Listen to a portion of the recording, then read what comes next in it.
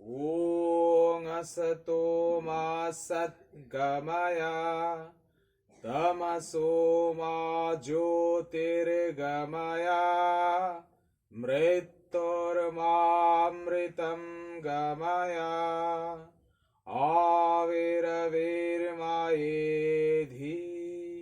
জয় গুরু।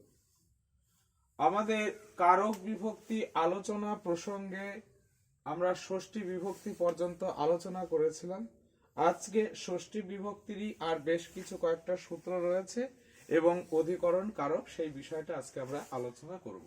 তাহলে চলো, ষষ্ঠী বিভক্তি বিধায়ক একটি সূত্র হলো কি সূত্রটার নাম? সূত্রটার নাম হচ্ছে কৃত্যানাং কর্তরি বা। কৃত্যানাং কর্তরি বা। এই সূত্রের অর্থ হচ্ছে কৃত প্রত্যন্ত শব্দের যোগে কর্তায় ষষ্ঠী বিভক্তি হবে। কি বলছে? কৃত্য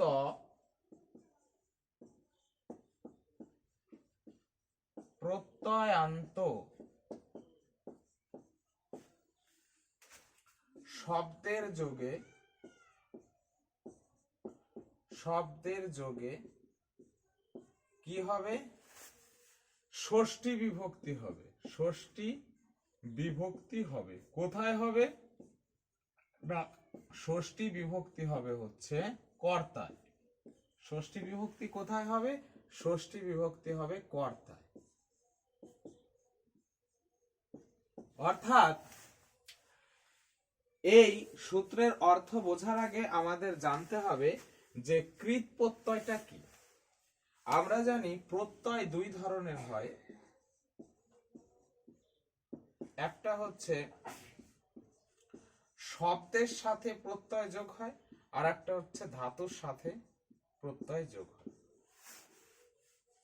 শব্দের সাথে যে প্রত্যয় যোগ হয় তাকে বলা হয় তদ্ধিত প্রত্যয়,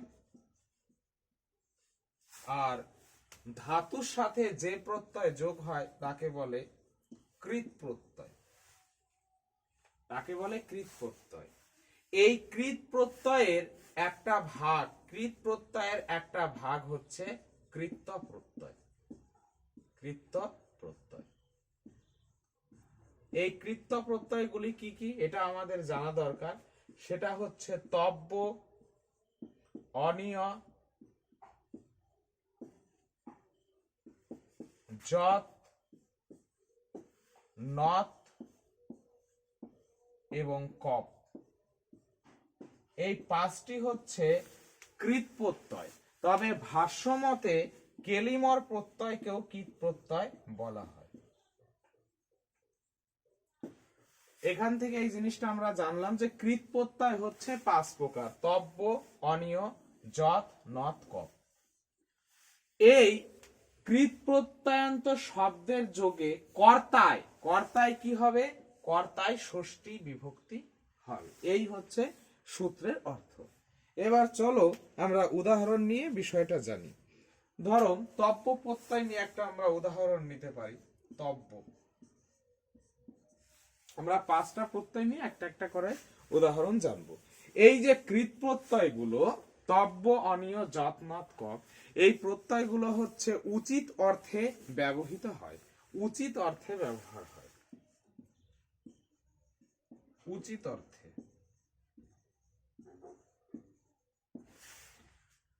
তো চলো একে একে আমরা উদাহরণ নিচ্ছি। যে আমার দ্বারা চাঁদ দেখা হয়েছে। বা এইভাবে না করে সরাসরি করি,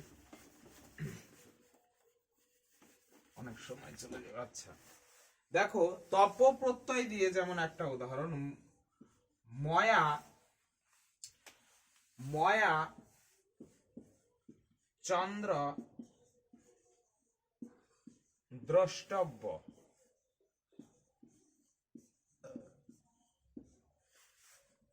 আমরা একটা উদাহরণ নিলাম, ময়া চন্দ্র দ্রষ্টব্য। এটাকে কি বলা হয়, এই ধরনের কথা, এটা হচ্ছে কিন্তু কর্মবাচ্য।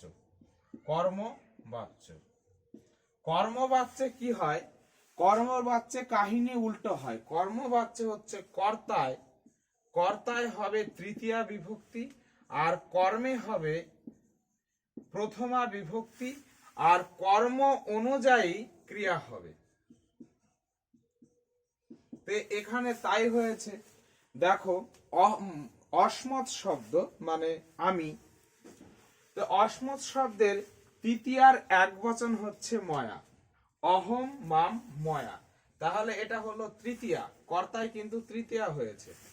এবার চলো, চন্দ্র যে আমার দ্বারা কি দেখা হয়েছে, কি দেখার কথা বলা হয়েছে, চাঁদ, তাহলে চাঁদ কিন্তু কর্ম, কিন্তু যেহেতু এটা কর্মবাচ্য তাই কর্মে কি হয়েছে, চন্দ্রম না হয়ে প্রথমা বিভক্তি হয়েছে, হলো।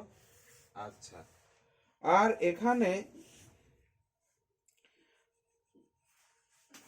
তব্য প্রত্যয় যুক্ত হয়েছে। এখানে দেখো, দৃশ ধাতুর সাথে আমাদের তব্য প্রত্যয় যুক্ত রয়েছে। তাহলে দেখো, তব্য প্রত্যয় যদি যোগ থাকে তাহলে তব্য প্রত্যয় এখানে যোগ আছে, দৃশ যোগ তব্য, দ্রষ্টব্য। এবার সেখানে কি বলেছে, তব্য প্রত্যয় অর্থাৎ কৃত প্রত্যয় যদি যুক্ত হয় তার কর্তা কোনটা, কর্তা হচ্ছে ময়া, কর্তায় কি হবে, কর্তায় ষষ্ঠী বিভক্তি হবে। অর্থাৎ এখানে যদি আমি অসমত শব্দের ষষ্ঠী এক বচন করি তাহলে সেটা কি হচ্ছে, অহম মাম ময়া মধ্যম মথ মম, অর্থাৎ এখানে হয়ে যাচ্ছে মম, অর্থাৎ মম চন্দ্রাহা দ্রষ্টব্য। তাহলে এইটা হচ্ছে আমাদের কৃত্যানাং কর্তরি বা এই সূত্রানুসারে হয়েছে। তাহলে কৃত্যানাং কর্তরি বা সূত্রের অর্থ কি, বলছে কৃত প্রত্যয়ান্ত শব্দের যোগে কর্তায় কি হবে, ষষ্ঠী বিভক্তি হবে। আচ্ছা, কিভাবে হলো, ময়া চন্দ্র দ্রষ্টব্য, এটা হচ্ছে কর্মবাচ্য, কর্মবাচ্যে কর্তায় তৃতীয়া হয়, আর হচ্ছে কর্মে প্রথমা হয়, আর কর্ম অনুযায়ী ক্রিয়া হবে। তাহলে এখানে চলো, কর্তায় তৃতীয়া হয়েছে, অসমত শব্দের তৃতীয়ার এক বচন ময়া, কর্মে প্রথমা হবে, কর্ম দেখো চন্দ্র, সেখানে প্রথমা হয়েছে, আর কর্মের যে বিভক্তি দেখো সেখানে দৃশ ধাতুর সাথে ত্রব্য প্রত্যয় যোগে দ্রষ্টব্য হয়েছে, কর্মতে যেহেতু প্রথমা বিভক্তি তাই এখানেও প্রথমা বিভক্তি হয়েছে। এবার গল্প হলো, এই ত্রব্য প্রত্যয়টা হচ্ছে কৃত্য প্রত্যয়, আর কৃত্য প্রত্যয়ের যোগে কর্তায় কি হয়, কর্তায় তৃতীয়াও হবে আবার ষষ্ঠীও হবে, দুটোই হবে। আর এই ধরনের প্রশ্ন পরীক্ষায় তোমাদের দেওয়া থাকবে, বাচ্য পরিবর্তনেও দেওয়া থাকবে, বা বলতে পারবে এই কথাটা লিখে বিকল্প রূপ লিখতে বলবে, তাহলে ময়ার স্থানে আমরা মম লিখতে পারি, ময়া চন্দ্র দ্রষ্টব্য অথবা মম চন্দ্র দ্রষ্টব্য, দুটোই হবে। যদি ময়া চন্দ্র দ্রষ্টব্য হয় তাহলে এখানে কর্তায় তৃতীয়া হয়েছে, এটা কোন সূত্র, এটা হচ্ছে কর্তৃকরণায়াস তৃতীয়া, এই সূত্রানুসারে তৃতীয়া বিভক্তি হয়েছে। আর এখানে অনুক্ত কর্তায়, বা এটাকে বলা হয় অনুক্ত কর্তা, অনুক্ত কর্তায় তৃতীয়া হয়েছে। আর যদি ষষ্ঠী করি তাহলে আমাকে লিখতে হবে কৃত্তনং কর্তরি বা এই সূত্রানুসারে মম পদে ষষ্ঠী বিভক্তি হয়েছে। বিষয়টা বোঝা গেছে?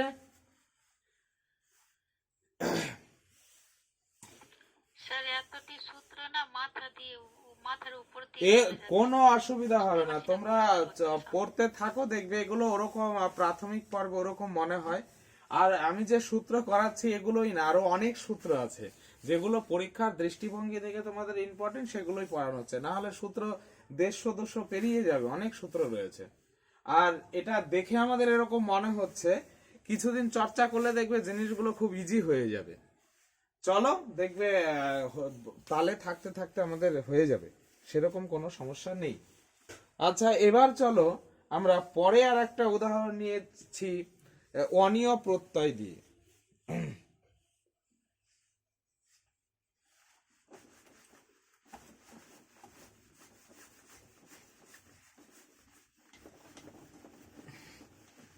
না।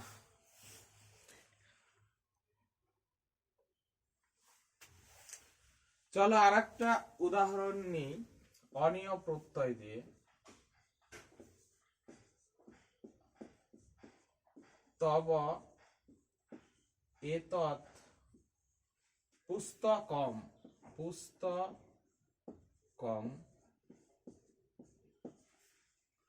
পঠনীয়।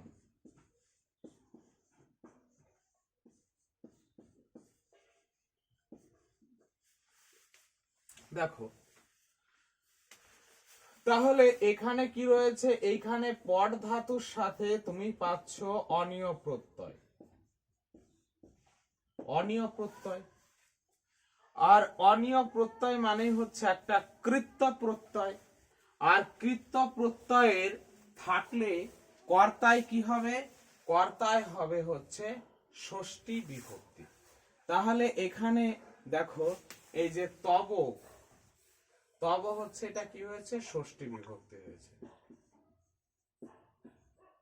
ষষ্ঠী বিভক্তি।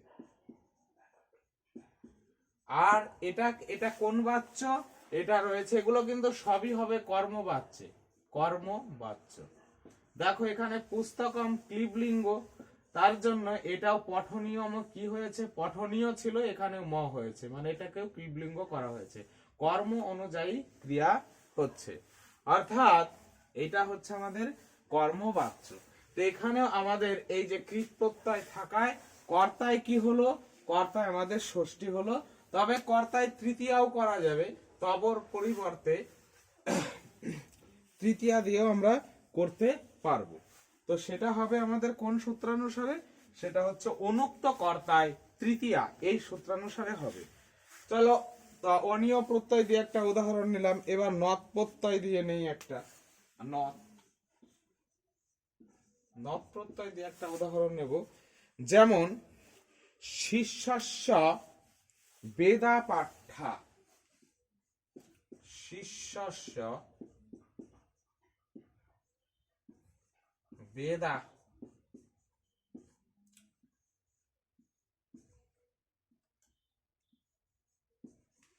পাঠা।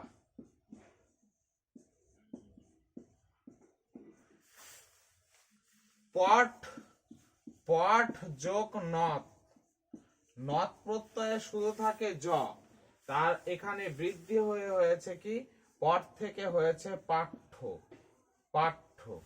আর যেহেতু এখানে কর্ম, কর্ম কি হয়েছে, বহু বচন হয়েছে, প্রথম আর বহু বচন হয়েছে, তার জন্য পাঠ্যাতেও কি হবে, এটা প্রথম আর বহু বচন হবে, তাই পাঠ্যা হয়েছে। তাহলে এখানে দেখো পাচ্ছ নৎ প্রত্যয় পাচ্ছ, আর তার জন্য তোমার যে কর্তা শিষ্য, সেই শিষ্যতে ষষ্ঠী বিভক্তি হয়েছে।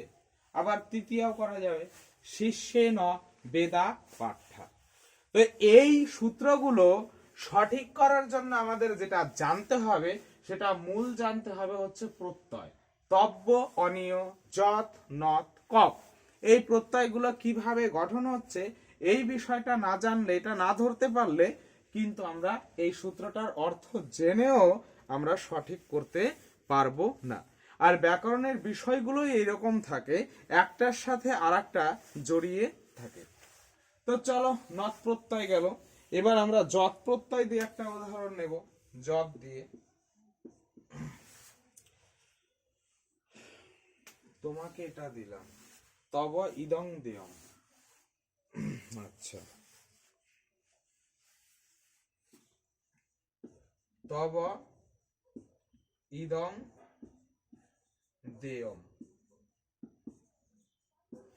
তাহলে এখানেও দেখো যে এই যে দেয়ম যে হয়েছে, দেয়ম কিভাবে হলো, এটা হচ্ছে দা ধাতুর সাথে যৎ প্রত্যয় যোগ হয়েছে, দা যৎ করলে হয় দেয়। এবার যেহেতু এটা কর্মবাচ্য, তার জন্য এটা ক্লিবলিঙ্গ হয় ইদম, তাই এটাও ক্লিবলিঙ্গ হবে দেয়। আর তব হচ্ছে কর্তা, আর কর্তা এখানে কি হয়েছে, ষষ্ঠী হয়েছে।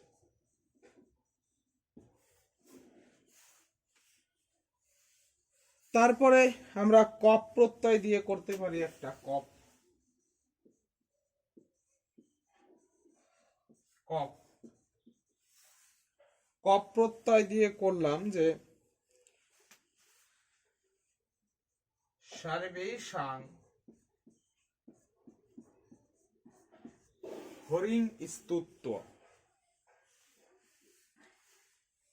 এটা কর্ম, তাহলে প্রথমা হয়ে যাবে হরি স্তুতঃ।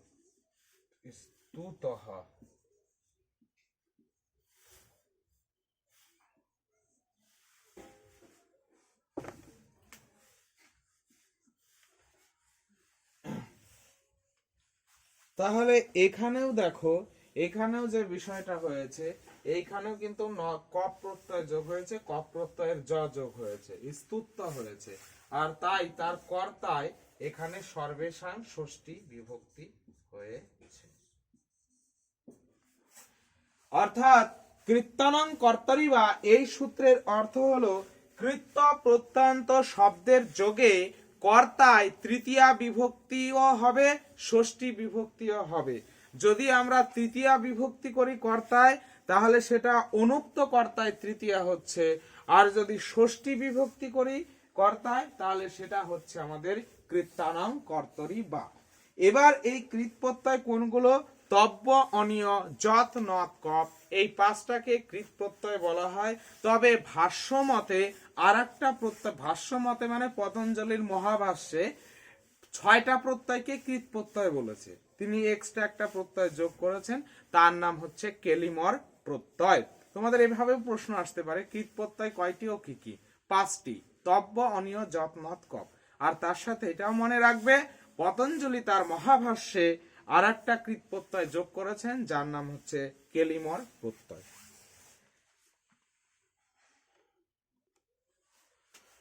যতগুলি সূত্র আমরা আলোচনা করলাম, তার মধ্যে সব থেকে গুরুত্বপূর্ণ সূত্র এইটি, যতশ্চ নির্ধারণ। এখান থেকে পরীক্ষায় কোশ্চেন হবেই হবে, আর এই সূত্রটা তোমরা ভালো করে বুঝবে। যতশ্চ নির্ধারণ নাম এই সূত্রের অর্থ হচ্ছে কোন সমুদায় বাচক শব্দ থেকে, কোন সমুদায় বাচক শব্দ থেকে একটাকে আলাদা করতে হবে। একটাকে কি করতে হবে? আলাদা করতে হবে। এটা হচ্ছে সমুদায় বাচক শব্দ, আর সেখান থেকে একটাকে কি করতে হবে? আলাদা করতে হবে, আলাদা করতে হবে। তবে আলাদা করার জন্য তোমার কিছু বিষয় জানতে হবে, সেটা হচ্ছে শ্রেষ্ঠত্ব গুণের দ্বারা আলাদা করতে পারো। আমরা বিভিন্ন উদাহরণের মাধ্যমে বিষয়টা বোঝার চেষ্টা করব। আচ্ছা চলো তাহলে আমরা এখন জেনে নিচ্ছি যতশ্চ নির্ধারণম।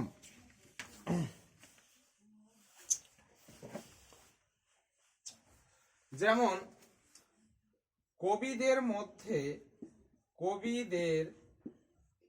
মধ্যে কালিদাস শ্রেষ্ঠ।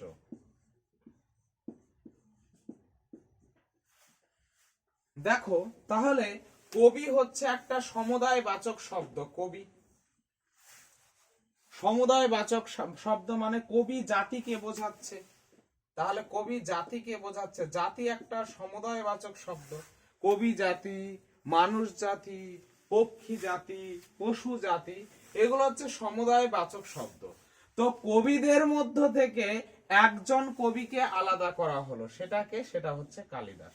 দেখো তাহলে সমুদায় বাচক শব্দ থেকে আমরা আলাদা করলাম, কবিদের মধ্যে থেকে একজন কবিকে আলাদা করা হলো, এবং কি ভাবে আলাদা করা হলো? তার একটা গুণের দ্বারা। শ্রেষ্ঠ হচ্ছে একটা গুণ, একটা শ্রেষ্ঠত্ব গুণের দ্বারা কবি জাতিদের মধ্যে কালিদাসকে আলাদা করা হলো। তো এই ধরনের যদি বিষয় থাকে, তাহলে যেখান থেকে এই সমুদায় বাচক শব্দ থেকে আলাদা করা হলো, সেই সমুদায় বাচক শব্দে কি হবে? ষষ্ঠী বিভক্তি হবে, আবার সপ্তমী বিভক্তিও হবে, দুটোই হবে। তাহলে কবিদের বহু বচন রয়েছে, তাহলে বহু বচন করলে তোমার কি হবে? কবি নাম ষষ্ঠী বিভক্তি করলে। আর যদি সপ্তমী করো তাহলে হবে কবিষু।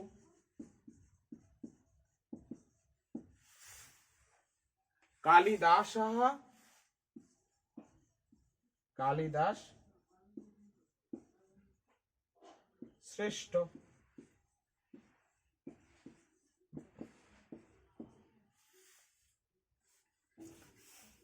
তাহলে কি যতশ্চ নির্ধারণম, নির্ধারণম কথার অর্থ হচ্ছে পৃথক করা বা আলাদা করা।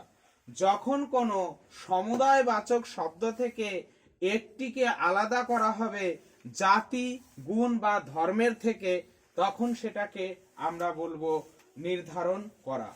আর সেই সমুদায়বাচক শব্দে কি হবে?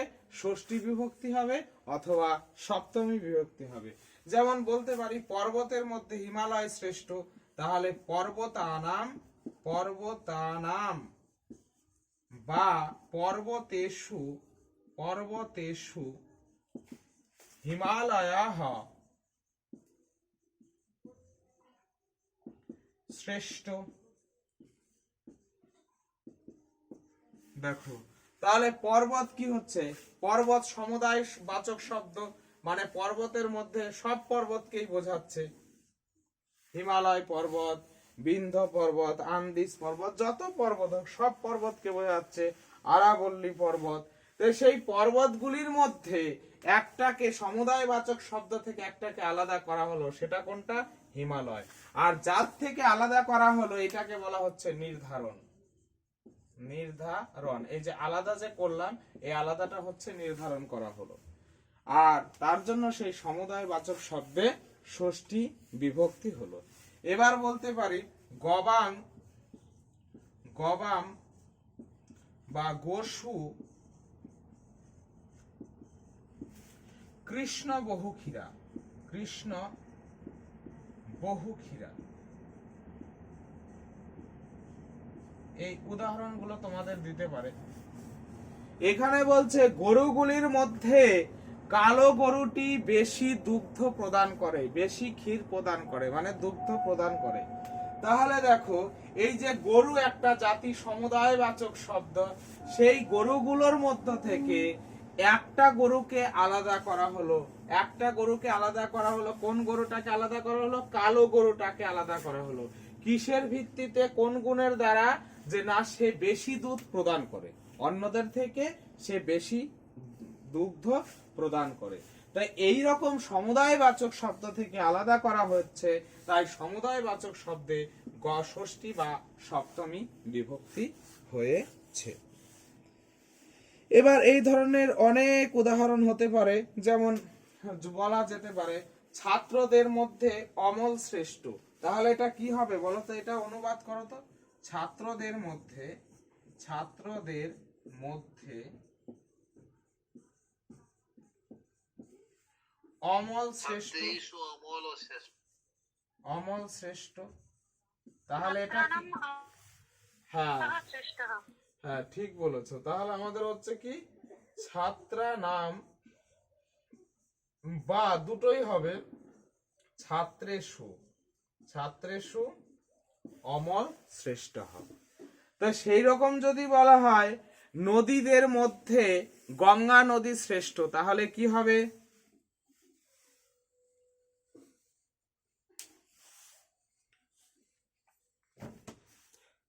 নদীদের মধ্যে গঙ্গা নদী।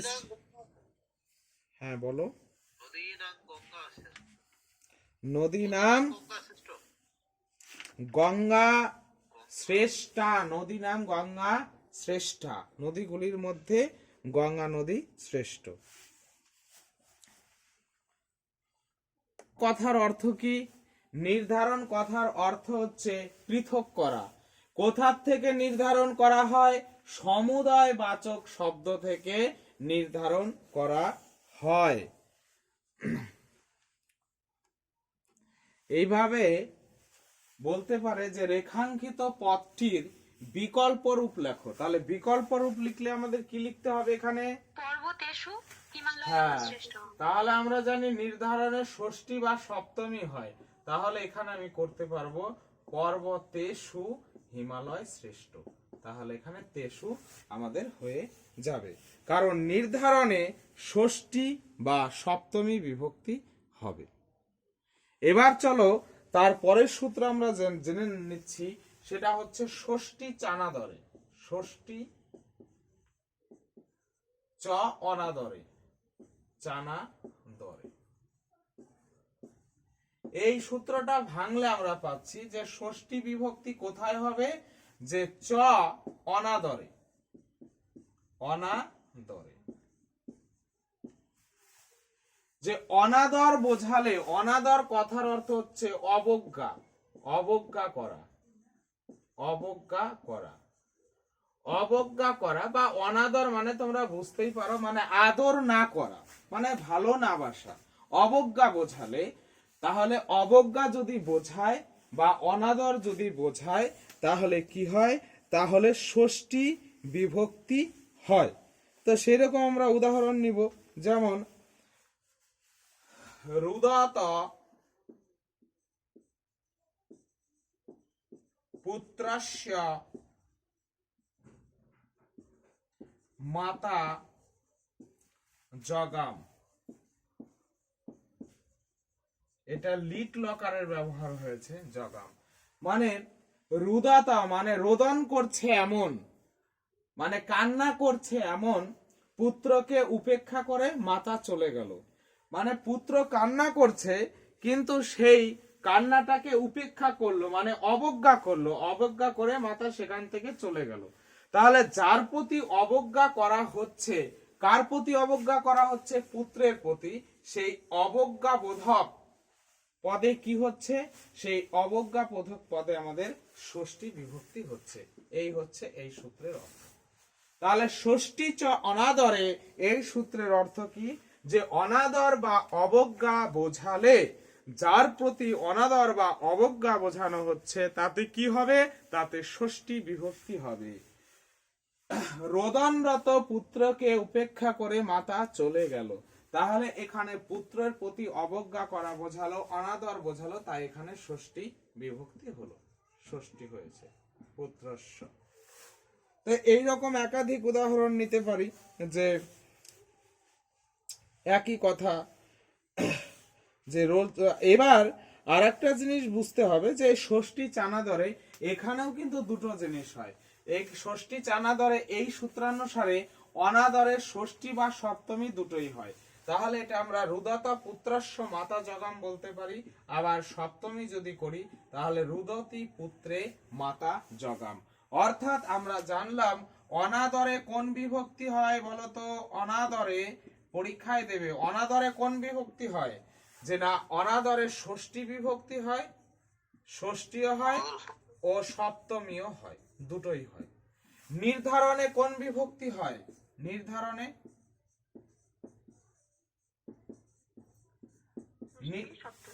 নির্ধারণে কোন বিভক্তি হয়, নির্ধারণেও ষষ্ঠী হয়, সপ্তমী হয়।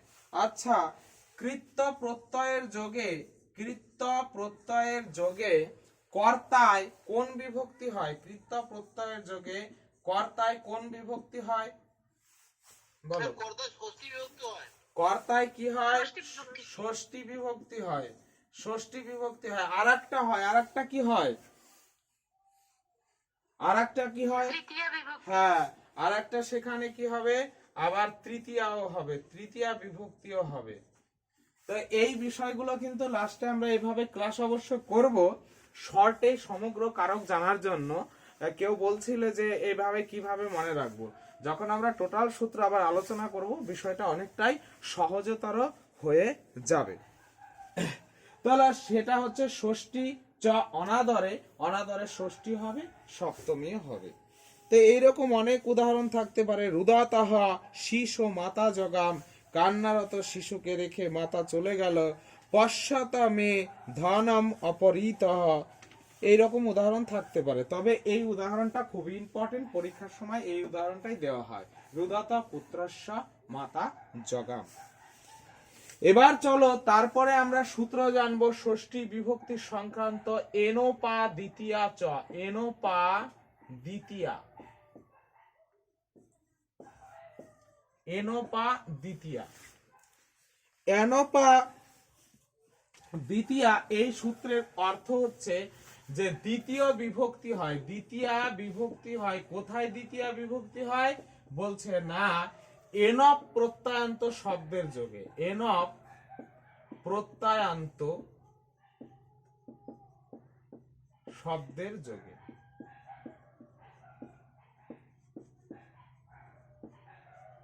দেখো এনপা দ্বিতীয়া, এটা কিন্তু ষষ্ঠীতে আমরা পড়ছি, অর্থাৎ এনপ প্রত্যয়ান্ত শব্দের যোগে দ্বিতীয়াও হবে এবং ষষ্ঠী বিভক্তিও হবে, ষষ্ঠীও হবে, দুটোই হবে, দ্বিতীয়াও হবে আবার ষষ্ঠী বিভক্তি হবে। তাহলে চলো এবার জেনে নেব এনপ প্রত্যয় কোনগুলো। দিকবাচক শব্দগুলোকে এনপ প্রত্যয় বলে। দিকবাচক শব্দ, দিকবাচক শব্দ সেগুলো কি? সেগুলো দিকবাচক শব্দ যেমন উত্তর, দক্ষিণ, পূর্ব, পশ্চিম, পশ্চিম, এগুলো হচ্ছে এনব প্রত্যয়ান্ত শব্দ, দিকবাচক শব্দ। এবার আমরা উদাহরণ নিতে পারি, যেমন ঘরের দক্ষিণে, গৃহস্য, গৃহস্য দক্ষিণেন, দক্ষিণেন। তাহলে দেখো এই যে এখানে দিকবাচক শব্দ রয়েছে দক্ষিণ, অর্থাৎ এখানে এনব প্রত্যয় রয়েছে, আর তার জন্য এনব প্রত্যয়ান্ত শব্দের যোগে কি হবে? ষষ্ঠী বিভক্তি হবে। তাই মূল শব্দ ছিল গৃহ, গৃহের ষষ্ঠী হলো কি? গৃহস্য। আবার কি হবে? দ্বিতীয়াও হবে, তাহলে দ্বিতীয়া যদি হয় তাহলে হবে গৃহ। দুটোই ঠিক আছে। বলতে পারে বিকল্প রূপ লেখো, বলতে পারে এনব প্রত্যয়ান্ত শব্দের যোগে কি হয়? যা না, এনব প্রত্যয়ান্ত শব্দের যোগে ষষ্ঠী বিভক্তি হয়, দ্বিতীয়াও হয়। এই হচ্ছে কাহিনী। এবার এরকম ঘরের উত্তরে, তাহলে গৃহস্য উত্তরেন, এটাই হচ্ছে এনপা দ্বিতীয়া চ এই সূত্রের বৈশিষ্ট্য। চলো এবার আমরা জেনে নেব অধিকরণ কারক। অধিকরণ কারক বিধায়ক দুটো সূত্র আমরা জানব। প্রথম যেটা সূত্র, এটা হচ্ছে কারক বিধায়ক সূত্র, কিন্তু কারক বিধায়ক, কারক বিধায়ক, বিভক্তি বিধায়ক নয়, কারক বিধায়ক সূত্র। কোন কারক? অধিকরণ কারক, অধিকরণ কারক। অধিকরণ কারক বিধায়ক প্রথম সূত্রটি হলো আধারো অধিকরণম, আধারো লুপ্ত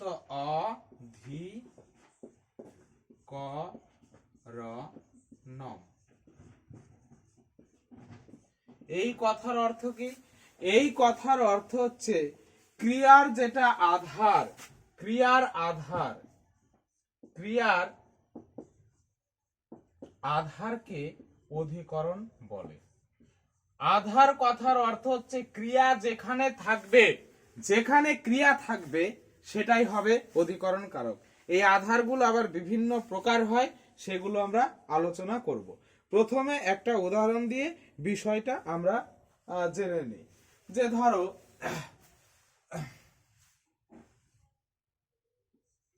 রাম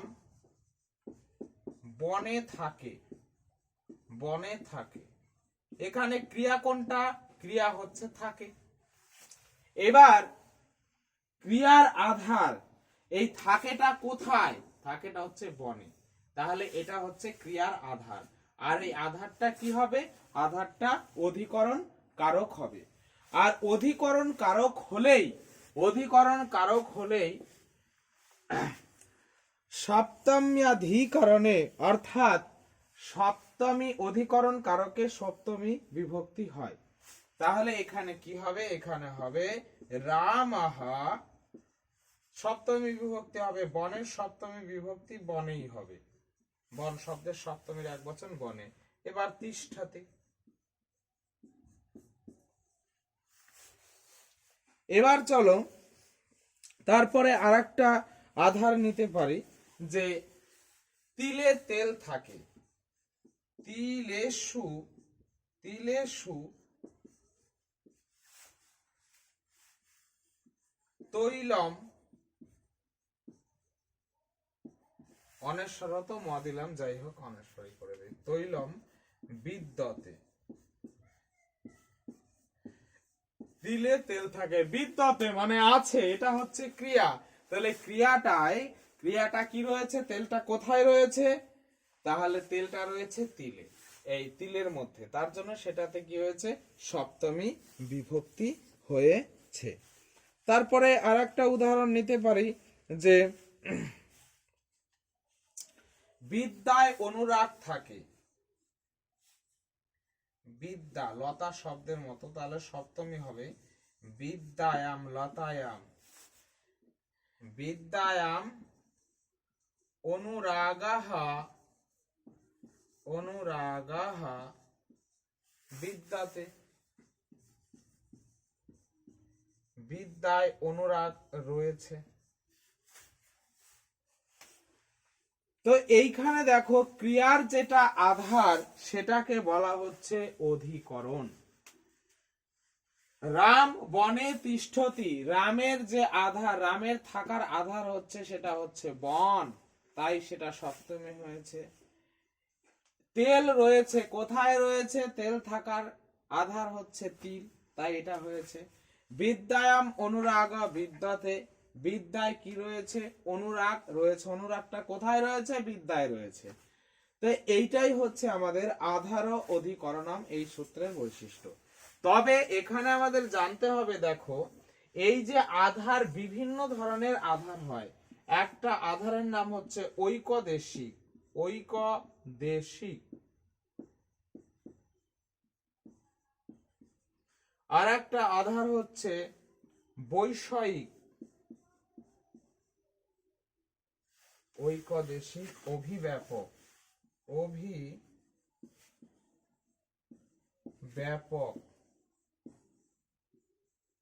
আর একটা আধার হচ্ছে বৈষয়িক,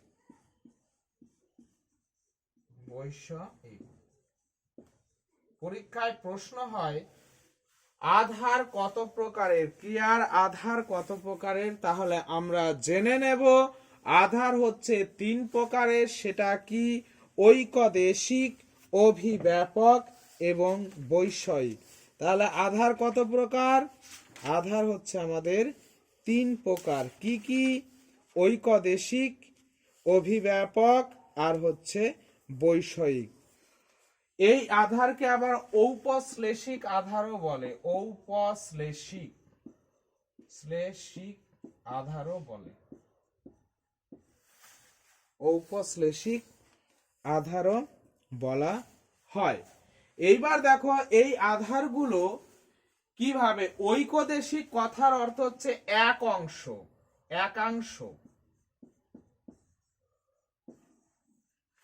অভিব্যাপক কথার অর্থ হচ্ছে সমগ্র অংশ।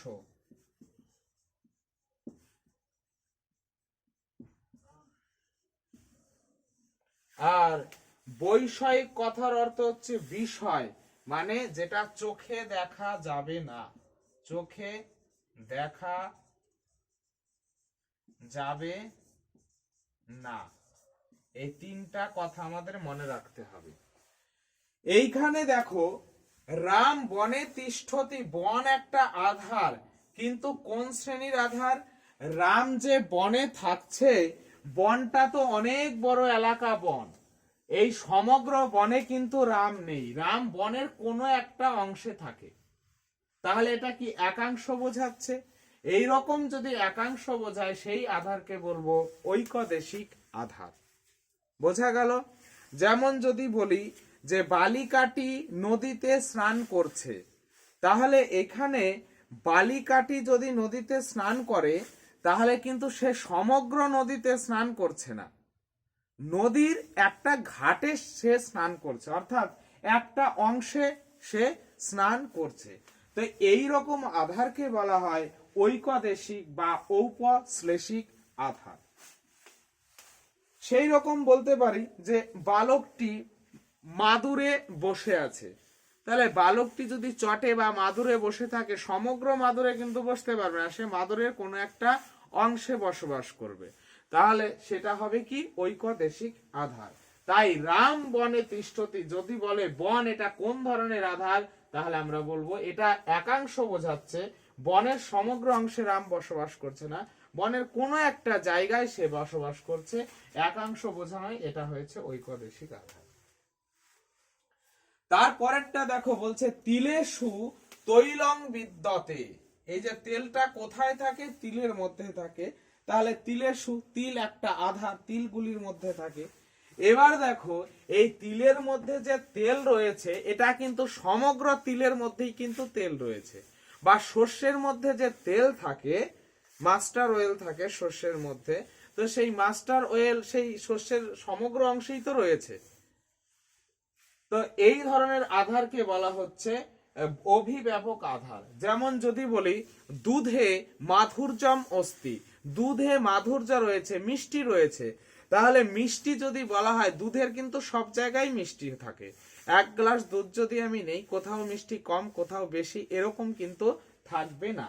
তাহলে যে আধারের দ্বারা সমগ্র অংশ বোঝাবে তাকে আমরা বলবো অভিব্যাপক আধার। অর্থাৎ তিলেষু এখানে কোন ধরনের আধার, না এটা হচ্ছে অভিব্যাপক আধার। আচ্ছা চলে যাও, আর একটা আধার আছে সেটা হচ্ছে বিষয় বৈষয়িক, যেটা আমরা মনে রাখার জন্য জানবো চোখে দেখা যাবে না।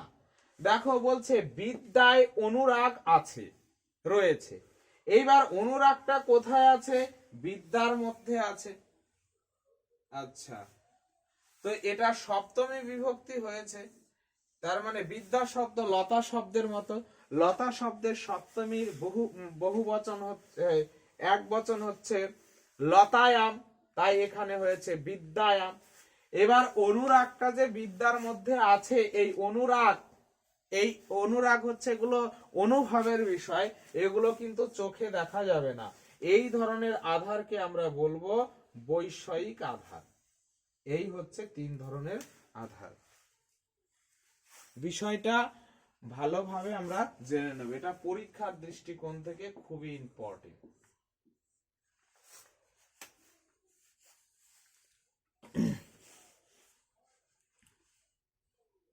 বলি যে গুরুতে ভক্তি আছে, গুরৌ ভক্তি অস্তি, গুরু শব্দের সপ্তমীর এক বচন হচ্ছে গুরৌ, তাহলে গুরৌ ভক্তি অস্তি, গুরুতে ভক্তি আছে, ভক্তি কোথায় আছে, গুরুতে আছে, তাহলে গুরু হচ্ছে আধার, তাই সেখানে সপ্তমী বিভক্তি হয়েছে। তো এটা কোন ধরনের আধার সেটা তোমরা বলবো, এটা কোন ধরনের আধার বলবো, গুরৌ ভক্তি অস্তি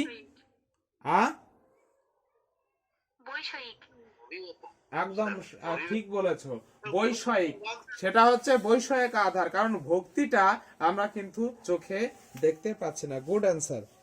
তো এইবার যদি বলে ধর্মে মতি অস্তি, ধর্মে মতি রয়েছে, তাহলে এটা কোন ধরনের আধার, বৈষয়িক। আচ্ছা, জলে না, যদি বলি নদ্যাম, নদ্যাম মৎস্যা শান্তি, তাহলে এখানে নদ্যাম এটা কোন ধরনের আধার হবে, ঐকদেশিক, হ্যাঁ এটা ঐকদেশিক হবে। আচ্ছা বাহ, তাহলে এটা আমরা বুঝতে পেরেছি। অধিকরণ কারক বিধায়ক আর একটি সূত্র হচ্ছে প্রীতি বিশ্বাস স্নেহাদি পাত্র।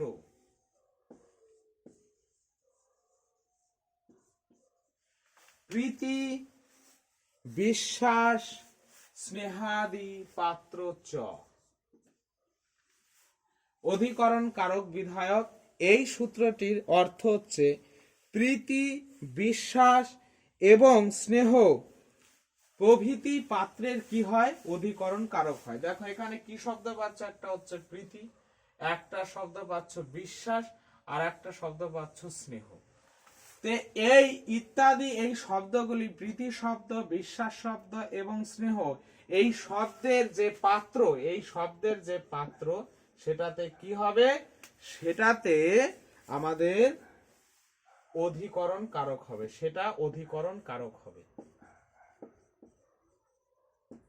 আর আমরা জানি অধিকরণ কারক যদি হয়, অধিকরণ কারক হলে সেটা একটা সূত্র আছে সপ্তম্যাধিকরণে, সপ্তম্যাধিকরণে এই সূত্রানুসারে সেটাতে কি হবে, সেটাতে সপ্তমী বিভক্তি হবে।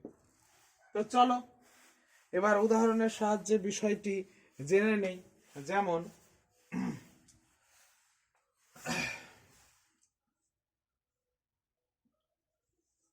আমি তোমাকে ভালোবাসি, এই কথাটা যদি আমরা সংস্কৃতে করি, দেখো ভালোবাসি মানে হচ্ছে স্নেহ ধাতু, তাহলে স্নিনঝামি আমি, তাহলে স্নিনঝামি,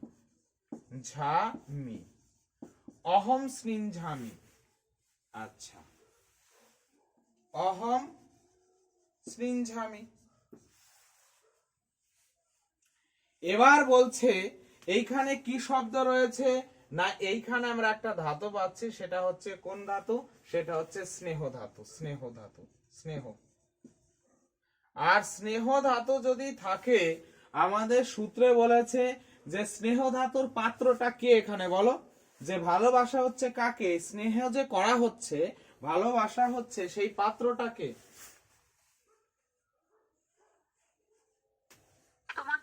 তোমাকে। তাহলে এটা হলো পাত্র। আর পাত্রতে তোমাদের কোন বিভক্তি হবে, পাত্রটা কি হবে, অধিকরণ কারক হবে, তাহলে এটা অধিকরণ কারক হলো। আর অধিকরণ কারক হলে সেটা সপ্তমী বিভক্তি হবে, অর্থাৎ এটা সপ্তমী বিভক্তি হলে এটা হবে কি, তৈ।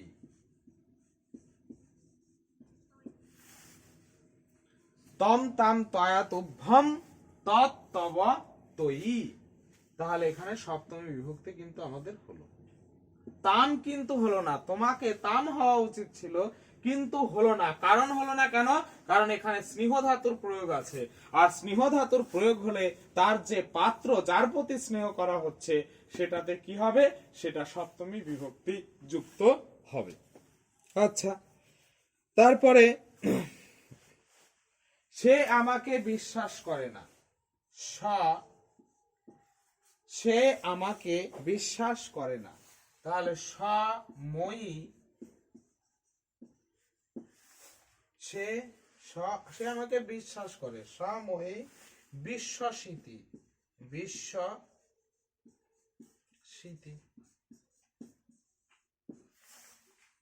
দেখো এখানেও আমরা যেটা পাচ্ছি, এখানেও কি হয়েছে যে এই যে বিশ্বাসটা পাচ্ছি, বিশ্বাস ধাতু রয়েছে এখানে। আর বিশ্বাস কার প্রতি বিশ্বাস করা হচ্ছে, সময়ী বিশ্বসতি। তে বিশ্বাসটার পাত্র কে, বলো, বিশ্বাসের পাত্রটা কে,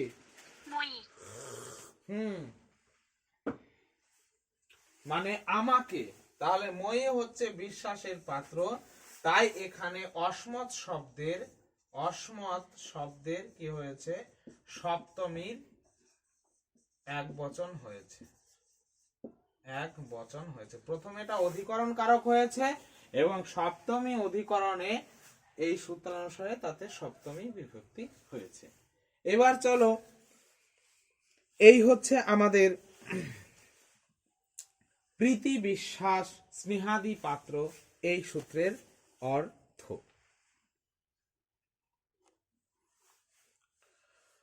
আমাদের অধিকরণ কারক আলোচনা হলো। এবার আমরা সপ্তমী বিভক্তি নিয়ে আলোচনা করব। সপ্তমী বিভক্তি বিধায়ক সূত্র হচ্ছে, প্রথম যেটা সূত্র, সেটা হচ্ছে সপ্তমী অধিকরণে, সপ্তমী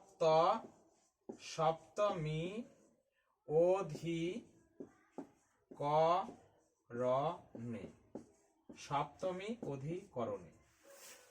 তারপরে আমরা সপ্তমী বিভক্তি বিধায়ক আর একটা গুরুত্বপূর্ণ সূত্র হচ্ছে নিমিত্তাৎ কর্মযোগে,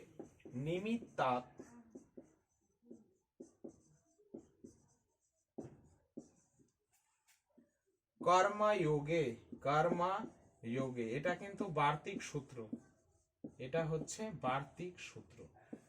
নিমিত্তাৎ কর্ম যোগে। আচ্ছা, আর একটা আমাদের জানতে হবে, সেটা হচ্ছে যস্য চ ভাবেন ভাব লক্ষণম, যস্য চ ভাবেন ভাব লক্ষণম, ভাব লক্ষণম। আর একটা সূত্র আছে, সেটা হচ্ছে অভুক্তি, অভুক্তি অর্থস্য ন। সপ্তমী বিভক্তি বিধায়ক, এই চারটা সূত্র খুবই গুরুত্বপূর্ণ, সেগুলো আমরা একে একে আলোচনা করে নিচ্ছি।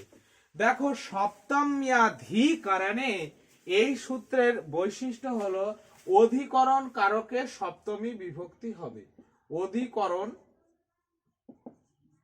কারকে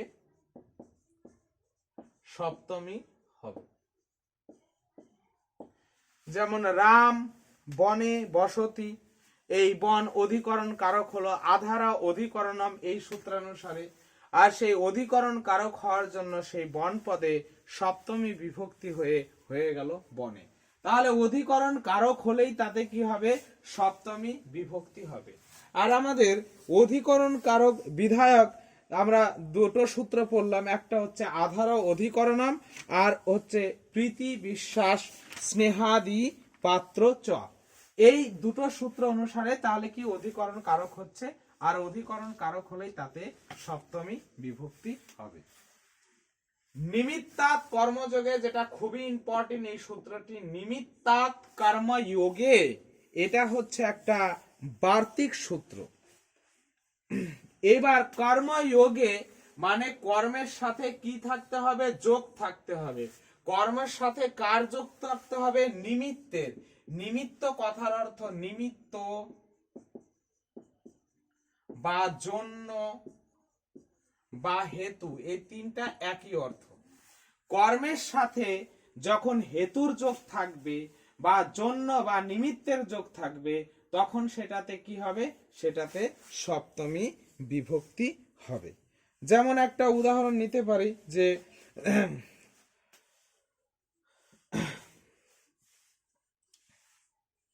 আমরা বলতে পারি যে কেশেষু চমরিং হন্তে, এই উদাহরণগুলো খুব দেয়। কেশেষু চমরিং হন্তি, এই কথার অর্থ দেখো, বলছে কেশের জন্য মানে চুলের জন্য বা পশমের জন্য চমরি নামে একটা মৃগ আছে, এক ধরনের হরিণ আছে, সেই হরিণকে হত্যা করা হচ্ছে। কি জন্য? পশমের জন্য বা চুলের জন্য, পশমের জন্য চমরি মৃগকে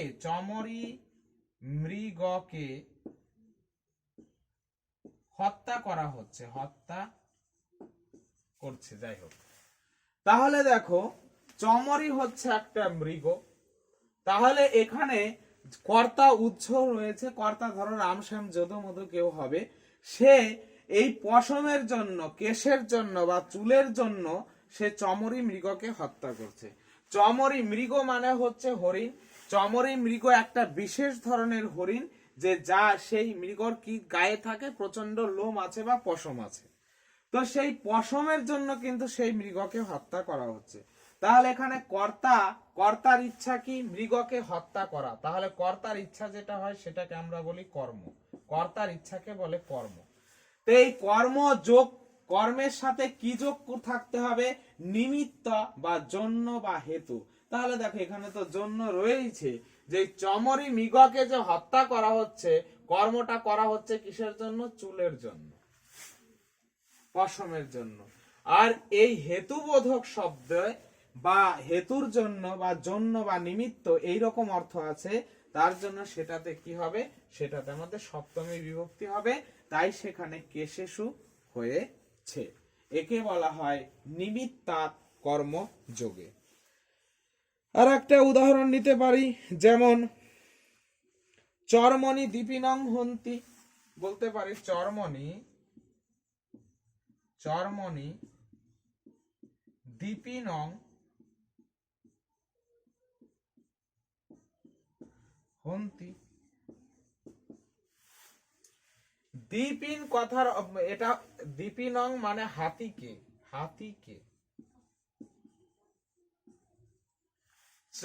চর্মের জন্য, চামের জন্য হাতিটিকে হত্যা করা হচ্ছে। তাহলে কর্তার ইচ্ছা হাতিকে হত্যা করা, তাই এটা হয়ে যাচ্ছে কর্ম। আর এই কর্মটা কি হচ্ছে? চর্মের জন্য। তাহলে জন্য রয়েছে, আমরা জানি জন্য বা নিমিত্ত থাকতে হবে, আর তার জন্য সেই নিমিত্ত বোধক কে কি হবে? সপ্তমী বিভক্তি হবে, তাই হয়েছে। সেই রকম হবে দন্তয়া হন্তি কুঞ্জরম, এটাও দন্তয়া হন্তি কুঞ্জরম, এটাও খুব গুরুত্বপূর্ণ উদাহরণ। তো এগুলো কিন্তু আমাদের পরীক্ষায় এসে থাকে। কেশিশু চমরিং হন্তি, চর্মণি দীপিনং হন্তি, এগুলো হচ্ছে কোন সূত্রানুসারে? নিমিত্তাৎ কর্মযোগে সূত্রানুসারে। এবার চলো তার পরের সূত্র বলেছে যস্যচ ভাবেন ভাব লক্ষণম। চলো এই সূত্রটা আমরা জেনে নেই যে যস্যচ ভাবেন ভাব লক্ষণম এই সূত্রতে কি বলেছে।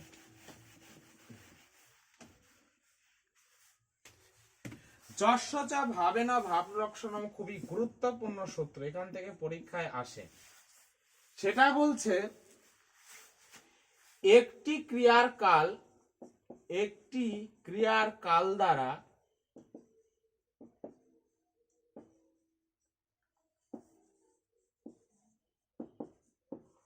অপর ক্রিয়ার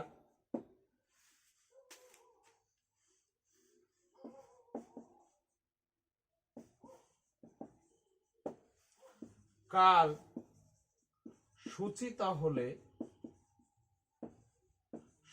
হলে কি হয়?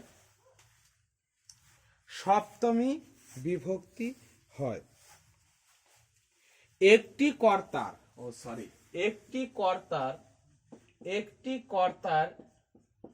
ক্রিয়ার কাল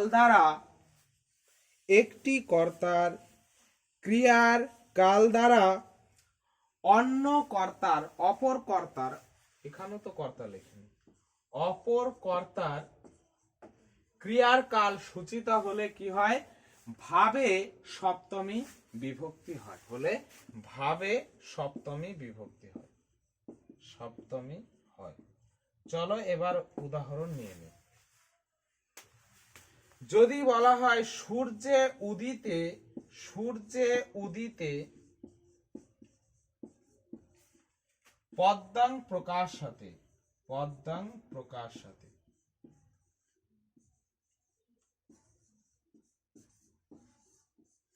এই কথার অর্থ হচ্ছে সূর্য উঠলে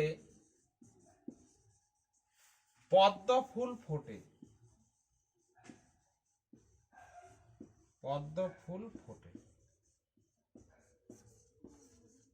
এই দেখুন, এখানে একটা ক্রিয়া উঠলে অসমাপিকা ক্রিয়া রয়েছে, আর একটা দেখো ফোটে, দুটো ক্রিয়া রয়েছে। এই ক্রিয়ার কর্তা হচ্ছে সূর্য, এই ক্রিয়ার কর্তাকে, সূর্য হচ্ছে কর্তা। উঠা ক্রিয়ার কর্তা হচ্ছে সূর্য, আর ফোটা ক্রিয়ার কর্তা হচ্ছে পদ্ম ফুল, এটা হচ্ছে কর্তা। আমাদের সূত্রে কি বলেছে? একটি ক্রিয়ার কাল দ্বারা একটি কর্তার ক্রিয়ার কাল দ্বারা অপর কর্তার ক্রিয়ার কাল সূচিত হলে ভাবে সপ্তমী হয়। তাহলে দেখো, একটি ক্রিয়া হচ্ছে উঠলে, এই ক্রিয়ার কর্তা হচ্ছে সূর্য, এর কাল দ্বারা অপর যেটা ক্রিয়া সেটা হচ্ছে ফোটে, তার কর্তা হচ্ছে পদ্ম ফুল। তাহলে সূর্য উঠলে পদ্ম ফুল ফুটবে, কিন্তু সূর্য যদি না ওঠে তাহলে পদ্ম ফুল ফুটবে না। অর্থাৎ এই ক্রিয়ার কর্তাটা নির্ভর করছে এই ক্রিয়ার কর্তার উপর।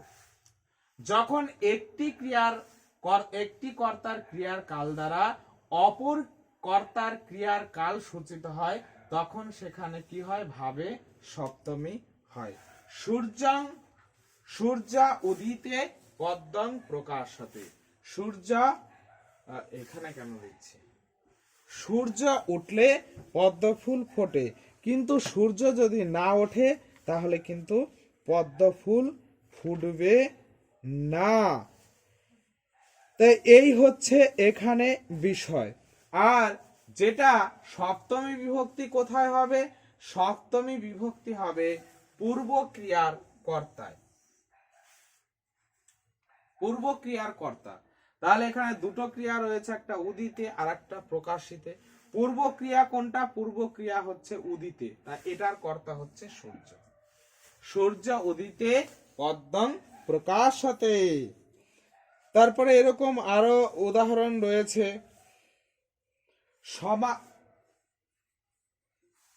বসন্ত আসলে কোকিল ডাকে। বসন্ত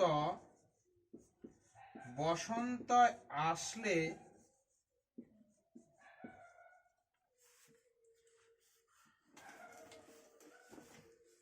কোকিল ডাকে।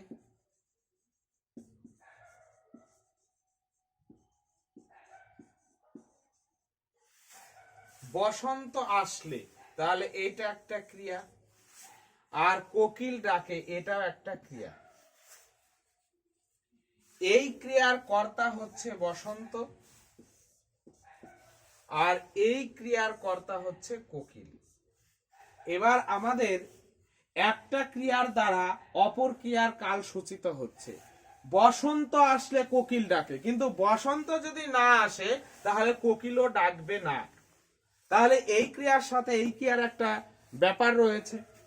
তো এই রকম যদি ফ্যাক্টর বোঝায় তাহলে যেটা পূর্ব ক্রিয়া, পূর্ব মানে আগের ক্রিয়া, আগের ক্রিয়া কোনটা, আসা, এই ক্রিয়ার কর্তায় কি হবে, সপ্তমী হবে। তাহলে বলতো এখানে অনুবাদটা কি হবে, অনুবাদটা হবে বসন্ত আসলে কোকিল ডাকে। তাহলে বসন্ত সমাগমে, এটাতে সপ্তমী বিভক্তি হবে, বসন্ত সমাগমে, সমাগমে,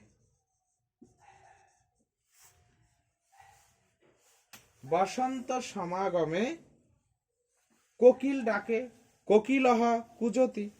আর যদি বহু বচন করো তাহলে কোকিলা কুজন্তি।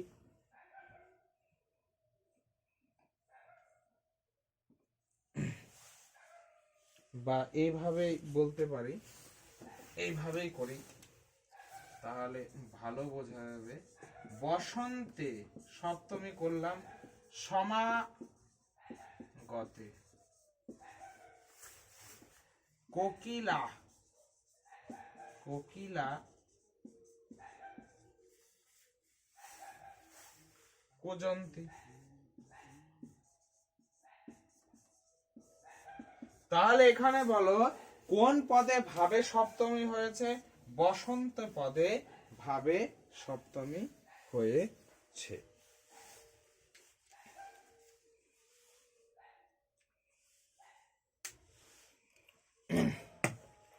তো এইরকম আরো উদাহরণ হতে পারে। চৌরগতে ক পন্থা, চোর চলে গেলে আর কিসের পথ, আচ্ছা চোর পালালে পথ কিসের। আর শেষেরটা রয়েছে অভ্যুক্ত অর্থস্য নয়, এটাও তোমাদের জানতে হবে, এটাও খুব ইম্পর্টেন্ট, অভ্যুক্ত অর্থস্য নয়। চলো এটা জেনে নিই।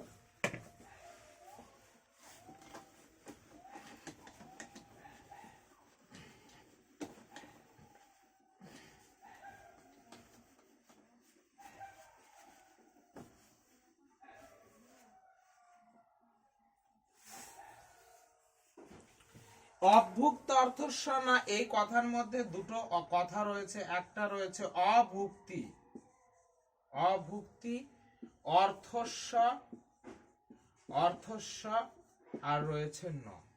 অভুক্তি কথার অর্থ হচ্ছে না খাওয়া, না খাওয়া, না খাওয়া মানে হচ্ছে উপবাস, উপবাস করা, উপবাস, উপবাস। এই সূত্রটা জানার আগে আমরা জানবো যে আমরা কর্মকারক দ্বিতীয়া বিভক্তি, যখন কর্মকারক আলোচনা করছিলাম তখন উপান নাধাং বস একটা সূত্র ছিল, তো সেই সূত্রের সাথে এখানে সম্পর্ক রয়েছে। অনাহার অর্থে উপপূর্বক বস ধাতুর অধিকরণ কারক কর্মসংজ্ঞা প্রাপ্ত হয় না, সপ্তমী বিভক্তি হয়। আমরা জেনেছিলাম যে উপপূর্বক উপ একটা উপসর্গ, এর সাথে যদি বস ধাতু থাকে তাহলে উপপূর্বক বস ধাতুর যেটা আধার মানে অধিকরণ, সেটা কি হয়ে যায়, সেটা কর্মকারক হয়ে যায়, কর্মকারক হয়। উপপূর্বক বস ধাতুর আধার অধিকরণ কারকটা কি হয়ে যায়, কর্মকারক হয়ে যায়।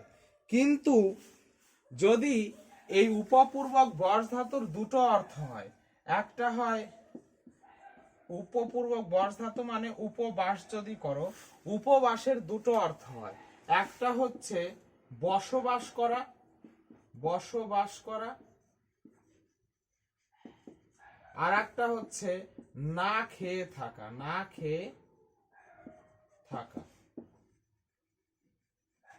আমাদের অভুক্তার্থস্য না, অভুক্ত মানে না খাওয়া, যদি না খেয়ে থাকা বোঝায় উপপূর্বক বস ধাতু যদি সেখানে না খাওয়া অর্থ প্রকাশ করে, তাহলে সেখানে কি হবে বলছে, সেখানে আমাদের অধিকরণ কারকই হবে, কর্মকারক হবে না।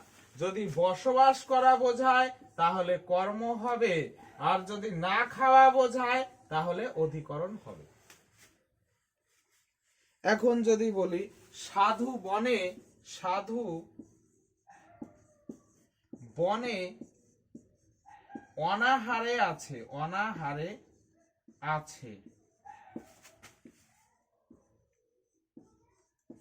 তাহলে আমরা এখানে লিখতে পারি সাধু অনাহার কথার অর্থ এখানে উপবাস করলাম, তাহলে উপবসতি।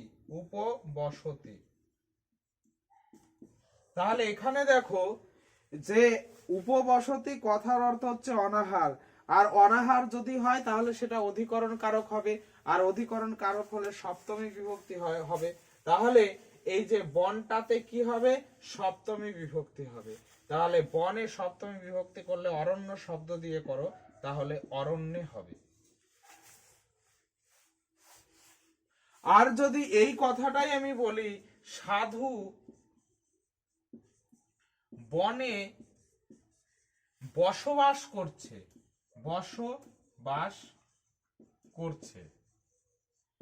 তাহলে এই বসবাস করার অর্থ হচ্ছে উপবসতি। আর এখানে দেখো উপবসতি কথার অর্থ বসবাস করা, আর বসবাস করা যদি হয় তাহলে সেটা কি হবে, সেটা কিন্তু তোমাদের কর্ম হয়ে যাবে। সেটা কোন সূত্রানুসারে, উপান নাধাং বস সূত্রানুসারে। তাহলে এখানে কিন্তু হবে সাধু, এটা কর্ম হলে কি হয়ে যাবে বনম, দ্বিতীয় বিভক্তি, বনম উপবসতি। তাহলে এই হচ্ছে অভুক্ত অর্থস্য না, এই সূত্রের অর্থ বোঝা গেল।